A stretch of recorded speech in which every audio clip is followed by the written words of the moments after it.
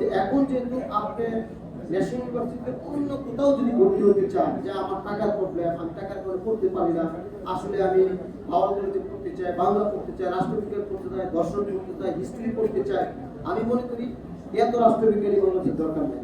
কারণ বেশি রাষ্ট্রবিজ্ঞানী হওয়ার কারণে বাংলাদেশের আজকে এই অবস্থা। এত ইতিহাস আমাদের বাংলাদেশের দরকার নেই, যার কারণে আজকে ইতিহাস এরকম হয়েছে।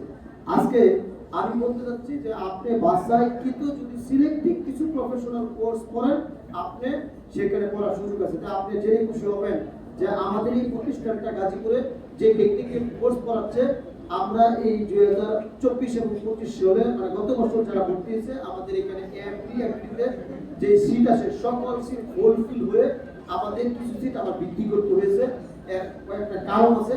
কারণ হলো ইতিপূর্বে ওনারা এখানে গ্যাপ করছে, কথাগুলি বলার জন্য না বললে দেখা যাচ্ছে যে আমার পিছনে গ্যাপ থাকে, অনেকে হয়তো বিরক্ত হচ্ছে, কিন্তু সেটা ধারণা দেন এই কোর্সগুলি যারা এখানে পড়ে আর আমরা যারা টিচার আছি, আমাদের এই প্রতিষ্ঠানে যারা আমরা কাজ করছি এবং যারা আমাদের মালিক রয়েছে অথবা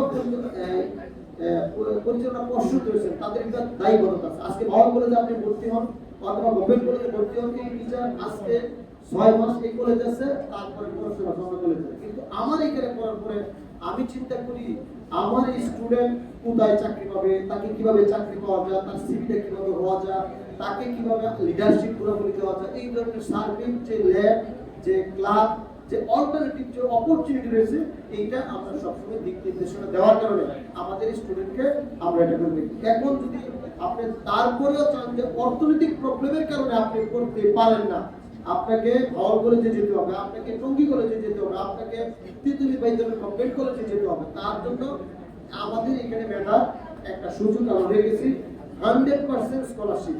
একজন স্টুডেন্টও একটা টাকা দিয়েও আমাদের এখানে করতে হবে না, সম্পূর্ণ বিনামূল্যে করতে পারবে। সেটা তো ফুলফিল স্কলারশিপ আমাদের এখানে সুযোগ রেখেছি।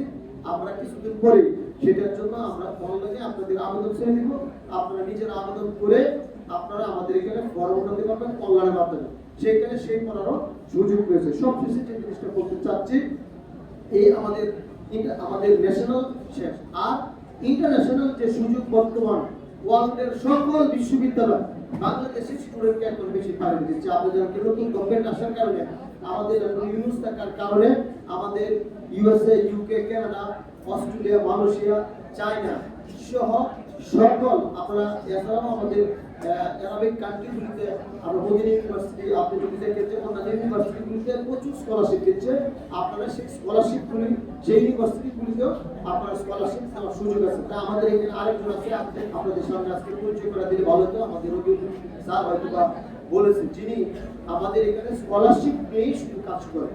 ইতিপূর্বে চায়নাতে যারা যেতে চান তারা ফুলফিল স্কলারশিপে একমাত্র অনার্স পড়ার সুযোগ আছে চায়নাতে, বা অন্যান্য কান্ট্রিতে আপনাদের এই ব্যাচেলর ডিগ্রি স্কলারশিপ পাওয়াটা অনেক কঠিন, এটাই বাস্তবতা।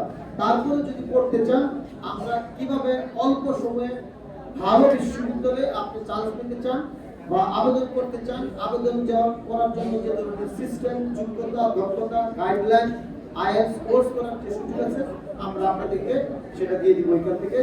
এবং বিস্তারিত যদি জানতে চান, আমাদের পাশে যে ভিতরের একটা রুম আছে, আমরা কাউন্সিলিং চলে রেখেছি, 1 by 1 আপনারা কাউন্সিলিং করার সুযোগ রয়েছে। আপনারা সেখানে গিয়ে আপনারা আপনাদের কোর্স সম্পর্কে বিস্তারিত জানতে পারবেন, কত টাকা লাগবে, কোন ইউনিভার্সিটি যাবেন, কোন সাবজেক্টে পড়বেন এবং আপনার যোগ্যতা অনুযায়ী সেটা হচ্ছে কিনা, পরিবারে সেই টাকা বহন করতে পারবে কিনা, সেই সুযোগ রয়েছে। যদি কোনো কারণে আপনার অনেক ইচ্ছা আছে কিন্তু আলটিমেটলি দেশের বাইরে পড়বেন, আপনার একান্ত ইচ্ছা কিন্তু টাকার জন্য করতে পারছেন না, সেখানেও অনেকগুলি ব্যাংক আপনাকে এখন ফান্ডিং করছে, যে আপনার টাকা ওইখান থেকে আপনাকে পেমেন্ট করে আপনি যেতে পারলে অনলাইনে, অফলাইনে অথবা আপনি জব করতে পারবেন, সেই সুযোগ আছে। কিন্তু টাকার জন্য দিতে পারবেন, এই জন্য আমাদের অনেকগুলি ব্যাংকের সাথে কন্ট্যাক্ট আছে, আপনি সেই ব্যাংকগুলিতে গিয়ে আপনাকে ব্যালেন্স দেখাতে হয়, এটা আমরা ম্যানেজ করে দেওয়ার সুযোগ আছে। সবশেষেই আপনাদের প্রতি কৃতজ্ঞতা প্রকাশ করছি এবং আমাদের মাঝে অনেক অভিভাবক মহিলা, পিছনে আমাদের মহিলা